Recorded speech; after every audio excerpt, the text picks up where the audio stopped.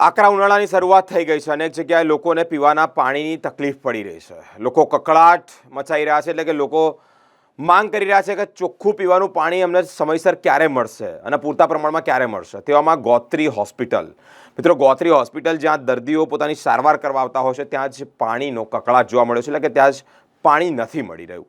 ક્યારે મળશે દર્દીઓને પીવાનું પાણી? વડોદરા શહેરના પશ્ચિમ વિસ્તારમાં ગોત્રી હોસ્પિટલ આવી છે.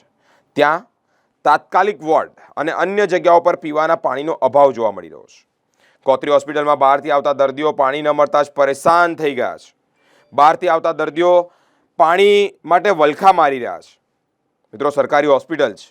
ગરીબ અને મધ્યમ વર્ગના લોકો અહીંયા સારવાર માટે આવતા હોય છે, દર્દીઓ અહીંયા આવતા હોય છે, અને તેઓને જ પીવાના પાણીની તકલીફ પડી રહી છે. કેટલી અંશે આ યોગ્ય છે? તમે જ કોમેન્ટમાં જણાવો. ચેક કર્યું? ચેક કરો તો. આટલી ગરમીમાં પાણી નથી આવતું હોસ્પિટલમાં. આ જો શું કહેશો? સરકારીની મોટી હોસ્પિટલ છે.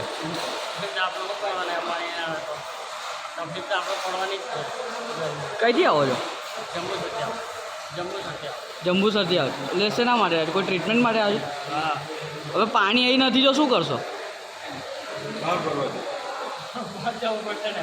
બહાર જવું પડશે.